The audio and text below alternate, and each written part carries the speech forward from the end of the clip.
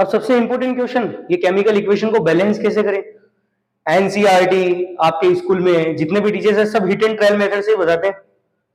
हम एक नई मेथड सीखेंगे आज बैलेंस करने की, बिल्कुल इजी, सो इजी, फिर आप कहोगे कि so beautiful, so elegant, just looking like a wow, बिल्कुल मजा आ जाएगा पढ़ते ही। तो करते हैं, कुछ रिएक्शंस को तो हिट एंड ट्रायल से करेंगे ताकि हिट एंड ट्रायल भी समझ में आ जाए आखिर हिट एंड ट्रायल क्या है।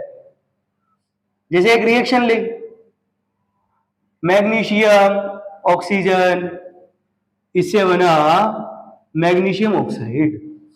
अब हिट एंड ट्रायल मेथड में क्या है, किसी भी रिएक्शन के अंदर सबसे पहले जो एलिमेंट्स दिख रहे हैं उनको देखते जाओ, दोनों तरफ रिएक्टेंट और प्रोडक्ट दोनों साइड के अंदर, क्या दोनों तरफ वो बैलेंस है या नहीं है। जैसे अपन ने लिखा सबसे पहले मैग्नीशियम, इधर मैग्नीशियम कितना है 1 और इधर भी मैग्नीशियम कितना है 1, तो ये बैलेंस है। अब बात करते हैं ऑक्सीजन की, इधर ऑक्सीजन कितनी है 2, रिएक्टेंट साइड में, प्रोडक्ट साइड में ऑक्सीजन कितनी है 1, ये बैलेंस नहीं है। तो सीधा सा सिंपल सा लॉजिक, इस ऑक्सीजन को 2 करने के लिए क्या करेंगे, 2 से मल्टीप्लाई कर देंगे, इसको 2 से मल्टीप्लाई कर दिया तो ऑक्सीजन कितनी हो गई 2। लेकिन जैसे ही ऑक्सीजन को 2 किया, इस साइड में मैग्नीशियम कितना हो गया 2, इस साइड में मैग्नीशियम 2 हो गया, तो इसको भी 2 से मल्टीप्लाई कर दिया तो दोनों तरफ क्या हो गया इक्वल हो गया। ये हो गई बैलेंस केमिकल इक्वेशन, मैग्नीशियम और ऑक्सीजन, इससे क्या मिल गया मैग्नीशियम ऑक्साइड, बैलेंस्ड है। नेक्स्ट रिएक्शन देखते हैं।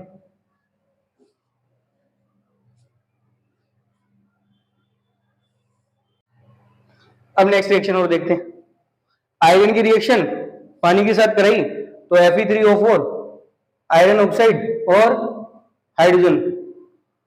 ये रिएक्शन बैलेंस कैसे करें, इसको भी हिट एंड ट्रायल मेथड से बैलेंस करते हैं। हिट एंड ट्रायल मेथड के अंदर सबसे पहले किसी रिएक्शन के अंदर ऑक्सीजन को बैलेंस करो, सबसे बेस्ट।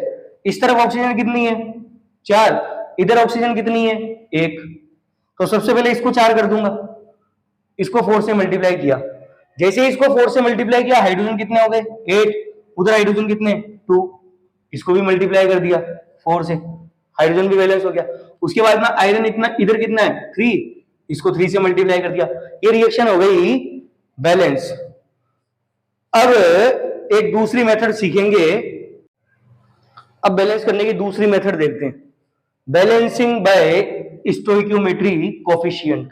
तो अब मन में क्वेश्चन ये आता है कि ये स्टोइकियोमेट्री कोफिशिएंट क्या है, तो इसका आंसर देखो, the number written in front of atoms, the number written in front of atoms, मतलब इस आयरन प्लस वाटर के रिएक्शन में ये 3 क्या है स्टोइकियोमेट्री कोफिशिएंट, ये 4 क्या है stoichiometry coefficient. The number written in front of atoms, ions and molecules in a chemical reaction to balance the number of each element on both the reactant and product side of chemical equation is called stoichiometry coefficient. Element से पहले जो number लिखे होते हैं उन्हीं को ही stoichiometry coefficient कहते हैं। हाँ स्टूडेंट्स, अब बात करते हैं balancing by stoichiometry coefficient. Stoichiometric coefficient से कैसे बैलेंस करेंगे केमिकल इक्वेशन को, तो देखते हैं। अब स्टोइकियोमेट्रिक कोफिशिएंट क्या होता है इसके बारे में पढ़ लिया था अपन ने। स्टोइकियोमेट्रिक कोफिशिएंट वो नंबर होते हैं जो एलिमेंट्स के फ्रंट में लिखे जाते हैं। तो मान लिया इसका स्टोइकियोमेट्रिक कोफिशिएंट P है, इसका Q है, इसका R है, इसका S और इसका T है, ये सबके इनके स्टोइकियोमेट्रिक कोफिशिएंट लिख लिए। इसके बाद में इक्वेशंस बनाएंगे इनकी। यहां पे कॉपर कितना है 1, जिसका स्टोइकियोमेट्रिक कोफिशिएंट क्या है P, और इधर कॉपर कितना है 1, जिसका स्टोइकियोमेट्रिक कोफिशिएंट क्या है R, तो P इज इक्वल R। ये इक्वेशन क्या बन गई फर्स्ट। नेक्स्ट इक्वेशन बनाते हैं, यहां ऑक्सीजन कितना है 1, जिसका स्टोइकियोमेट्रिक कोफिशिएंट क्या है P, और उधर ऑक्सीजन कितना है 1, जिसका स्टोइकियोमेट्रिक कोफिशिएंट क्या है T, तो P इज इक्वल T। ये बन गई इक्वेशन सेकंड। नेक्स्ट इक्वेशन बनाते हैं, इधर नाइट्रोजन कितना है 1, जिसका स्टोइकियोमेट्रिक कोफिशिएंट क्या है Q, इधर नाइट्रोजन कितनी है 2 और स्टोइकियोमेट्रिक कोफिशिएंट S, तो 2S। ये इक्वेशन 3। नेक्स्ट इक्वेशन, हाइड्रोजन की वैल्यू कितनी है 3 जिसका स्टोइकियोमेट्रिक कोफिशिएंट Q, उधर हाइड्रोजन कितना है 2, स्टोइकियोमेट्रिक कोफिशिएंट T, तो 3Q इज इक्वल्स 2T। ये इक्वेशन 4 बन गई। तो ये 4 इक्वेशंस मिली। अब इनमें से किसी भी एक स्टोइकियोमेट्रिक कोफिशिएंट की वैल्यू 1 पुट कर देंगे, किसी की भी वैल्यू 1 पुट कर दो। तो मान लिया P की वैल्यू 1 पुट करते हैं, P इज इक्वल्स 1। जैसे ही P की वैल्यू 1 पुट करते हैं तो P की वैल्यू 1 पुट करते ही R की वैल्यू भी क्या हो जाएगी 1, और P की वैल्यू 1 पुट करने पे T की वैल्यू भी क्या हो गई 1। ये 3 की वैल्यू तो 1 मिल गई। अब उसके बाद में जैसे ही T की वैल्यू 1 इस इक्वेशन में पुट करेंगे तो Q की वैल्यू क्या आ गई 2/3, ये Q की वैल्यू आ गई। और Q की वैल्यू 2/3 इस वाली इक्वेशन में जैसे ही पुट करेंगे, ये इक्वेशन अपने पास में है Q इज इक्वल्स 2s, इसमें Q की वैल्यू 2/3 पुट करी, ये 2 इधर मल्टीप्लीकेशन में इधर आके डिवाइड में हो जाएगा, तो इसकी वैल्यू कितनी आ गई s इज इक्वल्स 1/3, ये s की वैल्यू आ गई 1/3। अब ये फ्रैक्शंस में है, इनको अपन ऐसे भी इक्वेशन बनाएंगे तो वो इक्वेशन गलत नहीं होगी, लेकिन इसको फिर भी फ्रैक्शन को कन्वर्ट कर लेते हैं। तो इस पूरी इक्वेशन में जितने भी कोफिशिएंट है सबको किससे मल्टीप्लाई कर देंगे 3 से मल्टीप्लाई कर देंगे। तो इसको किससे मल्टीप्लाई कर देंगे 1 मल्टीप्लाई बाय 3। तो देखो P is equals 1 multiply by 3 is equals 3, Q is equals 2/3 multiply by 3 is equals 2, R is equals 1 multiply by 3 is equals 3. S is equals 1/3 multiply by 3 is equals 1. Last में T is equals 1 multiply by 3 is equals 3.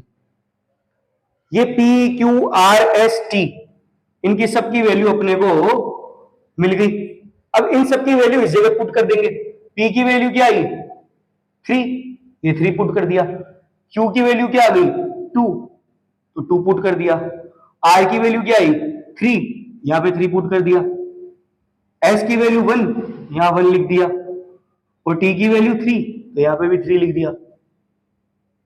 अब देख लो reaction balance हो गई। इधर copper कितना है 3, उधर भी कॉपर कितना है 3, इधर ऑक्सीजन कितना है 3, उधर भी ऑक्सीजन कितने 3, नाइट्रोजन 2, नाइट्रोजन 2, हाइड्रोजन 6 और हाइड्रोजन 6। रिएक्शन हो गई बैलेंस। बिल्कुल इजी ट्रिक है, थोड़ी बड़ी है, लेकिन इससे सारी रिएक्शन बैलेंस हो जाएगी इजीली। अब नेक्स्ट इक्वेशन देखते हैं। Al2SO4 whole thrice plus BaCl2 AlCl3 plus BaSO4। इसके अंदर भी स्टोइकियोमेट्रिक कोफिशिएंट लिख लेते हैं। इसका स्टोइकियोमेट्रिक कोफिशिएंट ले लिया P, इसका ले लिया Q, ये हो गया R और ये हो गया S। अब इक्वेशंस बनाते हैं। यहाँ पे एल्यूमिनियम कितने 2, जिसका स्टोइकियोमेट्रिक कोफिशिएंट P है, तो 2P इज इक्वल्स एल्यूमिनियम की वैल्यू उधर कितनी है R।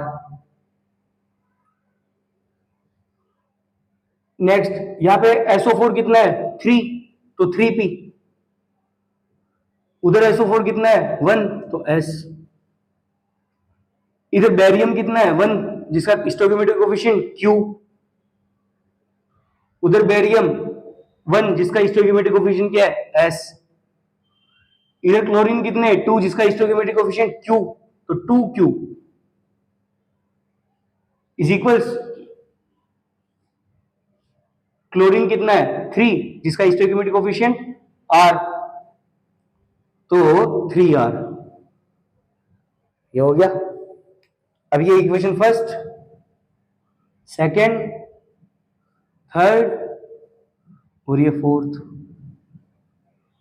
अब यहां पे भी किसी की भी वैल्यू 1 पुट कर दो। मान लिया P की वैल्यू 1 पुट करते हैं।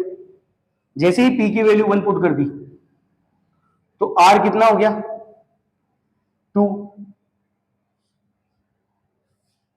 P की वैल्यू 1 पुट करते ही R की वैल्यू कितनी हो गई 2, और इधर P की वैल्यू 1 पुट करी तो S की वैल्यू कितनी हो गई 3। S की वैल्यू 3 आ गई। और जैसे ही S की वैल्यू इधर 3 पुट करी तो Q की वैल्यू भी कितनी आ गई 3। Q की वैल्यू भी 3 आ गई। तो अपने को इनकी सबकी वैल्यू भी मिल गई P Q R S।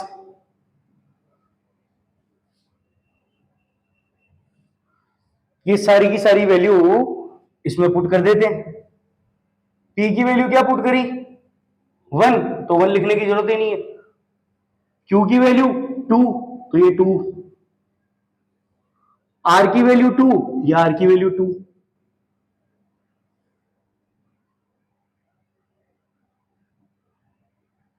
Q की वैल्यू 3 थी और S की वैल्यू 3, तो S की वैल्यू 3।